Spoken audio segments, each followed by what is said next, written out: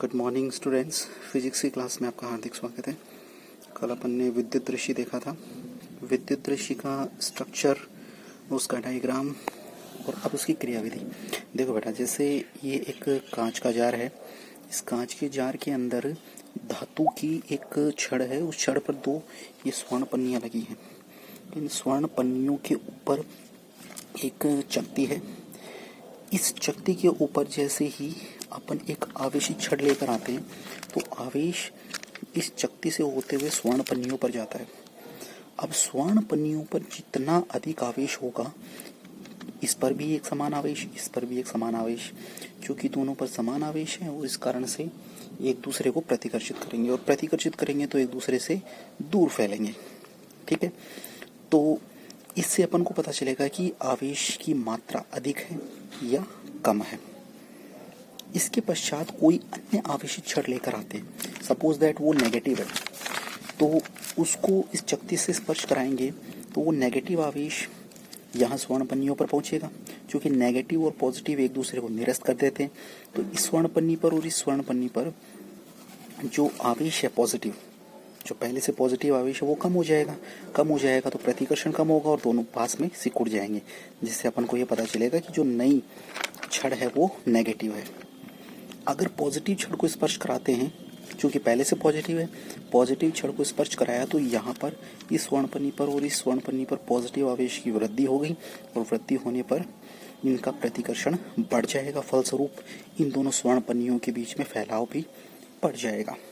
तो ये बेसिक सी कार्यविधि है।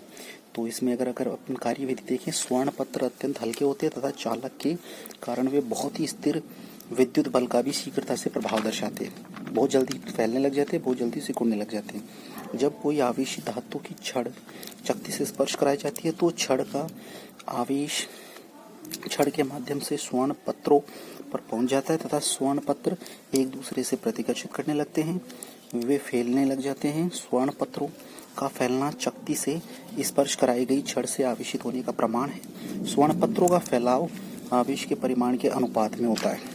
जितना अधिक आवेश होगा उतना इनका फैलाव भी अधिक होगा।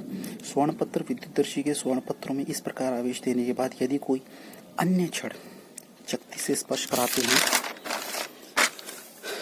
तो पत्तियों का फैलाव बढ़ता है।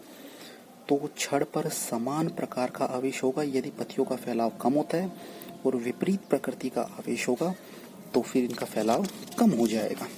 तो कुल मिलाकर ये कहना है कि पहले अगर प्लस आवेश दे रखा है, फिर उसके बाद में कोई अन्य अज्ञात छड़ लेकर आते हैं, यदि पत्तियों का फैलाव बढ़ता है तो यानी कि वो छड़ कैसी है, पॉजिटिव, और पत्तियों का फैलाव कम होता है तो यानी वो छड़ कैसी है, नेगेटिव। तो ये स्वर्ण पन्नी द्वारा विद्युत रश्मि यानी विद्युत आवेश की मात्रा तथा उसकी प्रकृति ज्ञात करने का एक्सपेरिमेंट है, एक उपकरण है।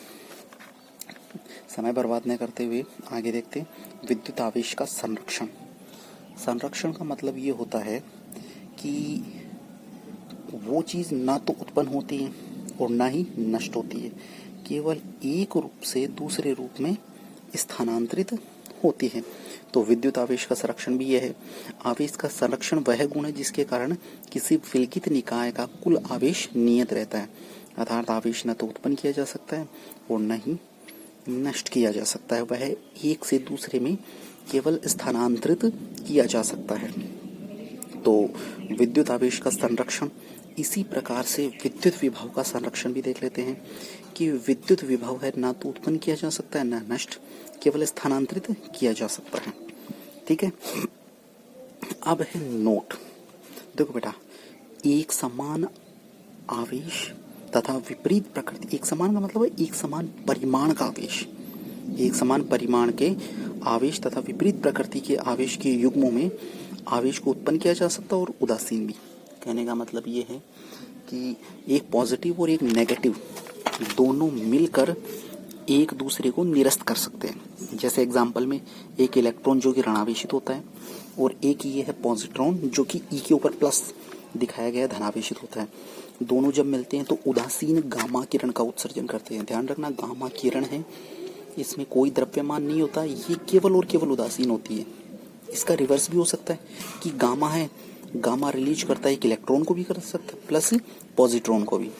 इधर भी उदासीन, इधर भी उदासीन, इधर भी उदासीन और इधर भी उदासीन। तो ये कहलाता है अपना समान एवं विपरीत प्रकृति के युग्म के रूप में आवेश को उत्पन्न किया जा सकता है और उदासीन भी किया जा सकता है। फिर है विद्युत आवेश का क्वांटीकरण। बेटा क्वांटीकरण का मतलब क्या है, पहले ये समझना बहुत ज़रूरी है। क्वांटा का मतलब ये होता है, क्वांटीकरण का मतलब ये होता है कि छोटे छोटे टुकड़ों में विभाजित करना। कहने का मतलब है कि वो गुणज के रूप में होता है। देखो यहाँ आवेश का क्वांटीकरण वह गुण है जिसके कारण सभी मुक्त आवेश मूल आवेश इलेक्ट्रॉन के पूर्ण गुणज होते हैं, अर्थात आवेश सदैव इलेक्ट्रॉन के रूप में होते हैं। यही आवेश का क्वांटीकरण कहलाता है। यानी कि इस प्रकृति में जितना भी आवेश है वो सारा का सारा इलेक्ट्रॉन के रूप में, ये बात ध्यान रखनी।